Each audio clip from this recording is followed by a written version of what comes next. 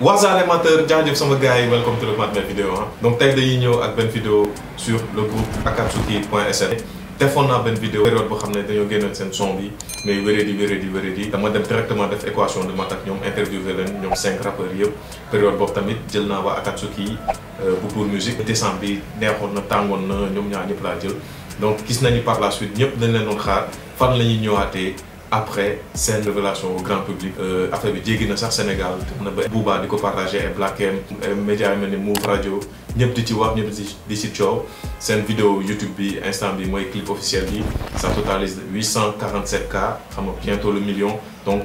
félicitations à eux quoi y a rien à dire. Qu'en est-il de lan la ñuy doon instant bi lan la ñuy nekk di def lan mooy seen actualité loolu laay ñëw partagé ko ak yéen ñoom seen groupe bi apparemment dafa am benn membre bu rocceeku ñëpp dañ noonu bu ñuy paree single boobu noonu c'est un single extrait single bi extrait wu projet bi war a génn la seen album collectif bi donc alors Jean Philippe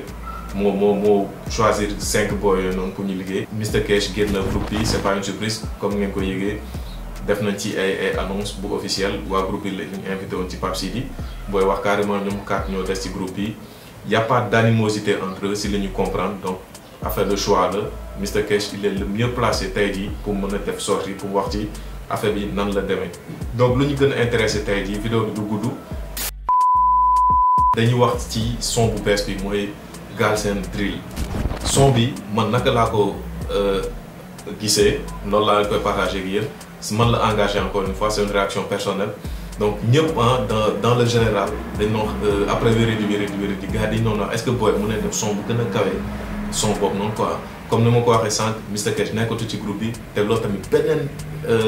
modification bu am ci groupe bi donc à la base xam naa ñoom am na lu ñu jot a job jusqu'à là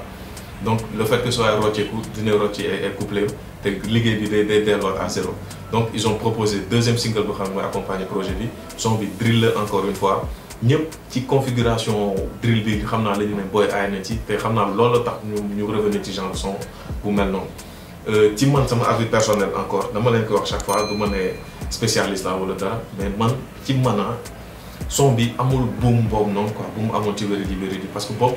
tac da nga daf lay captiver quoi drill bi soit Mr Cash 16 bar bu mu teg xam nga enchaînement bu mu def lépp c'est resté dans la mémoire quoi donc ñoom bu ñuy jàppee seen zone de confort bi ñu ne noonu xaar ñu defaat lu mel noonu benn son drill def ay technique def ay refrain affaire yu noonu bon encore une fois refrain bi capté wu ma trop quoi c'est pas trop captivant comme refrain wérédi xam bopp day des di bopp sax da nga nelaw sax di ko woyantu sa bopp mais refrain bi ni ci man c'est pas trop un refrain boo xam ne day des di sa xel quoi te son bi ci man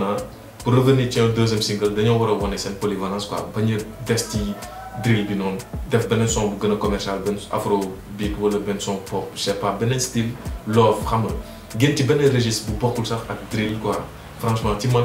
waroon nañ xool côté boobu noonu mais ça veut pas dire que son bi neexul mais son bi amul jàpp boobu noonu quoi cas bu wérédi bi amoon son boobu franchement gisuma ko ci peut-être le fait que soit rocceeku tamit loolu am na lu mu joué loolu bu ñu ko démentir et encore une fois dina am toujours ay mélomanes nañ ñëw naan bar bi Mr Cash ko moom gars dañ ko pique dañ ko clash affaire parce que dafa ne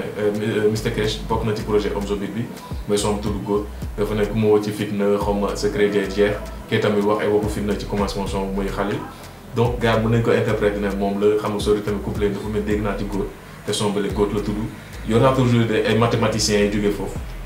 di wax non pic bi léeg-léeg lii mais au fond des choses man ci li ma xam gars amuñu problème seen biir affaire bi ça se fait seulement jubóo ñu ci ay kàddu ku nekk yaa ngi tracé si yoon mais ñoo décidé continuer projet bi dinañ ko continuer te Mr Cash comme ni mu ko waxee dina si leerlu quoi te gis naa seen réseau ñoom ñu ngi follow woon te ils ont pas de problème parce que rappeur balaa nga xam ne am na problème ci unfollow nga xam ne kii unfollow na diw kii def na lii diw bloqué na affaire yi te yëpp amu ci quoi gars yi sont de bon terme donc félicitations au groupe Akatsuki.sn projet bi ñu ngi koy xaar on espère que y aura une diversité musicale en tout cas man loolu laay xaar ci yéen ak public bi tamit waru leen tënk seen bopp drill bi ci man lool seen point zone de confort la quoi c'est un peu le point négatif boo xam ne mën naa ko ci wax drill benn tendance la rek benn mode la pop smoke moo ko gën a popularisé bu muy génn àdduna gars yi si la ñuy découvrir son yi mel ni Dior ak yeneen léegi ñëpp a koy def tout le monde se met à la drill ñëpp tendance la mais taxul seen orientation nekk foofu trop quoi parce que daf leen di tënk moment la après ñu jaar ci beneen style musical te da ngeen war a wane seen individualité élément classique les cons Sori Meek Mill mooy rappeur am xam ni influence trap bi am na ko mën na ko donc ba ni leen tënk seen bopp foofu quoi donc c'était ça la vidéo bu dee yéen a mooy soog a suivre xam nga ngeen abonné sama chaîne YouTube mooy bouton bu rouge bi ngeen activer la cloche de notification xam nga ngeen partager vidéo bi tamit ak seen copain xam nga copine xam nga affaire bi gën a tas ma gën a actif encore ci sama chaîne YouTube parce que temps yëpp maa ngi à la rajo Vibe Radio 102.3 19h24 digital One Nation ngeen ko ma foofu donc à la prochaine je vous kiffe mettez un pouce bleu gili gili peace. What's poppin', nigga?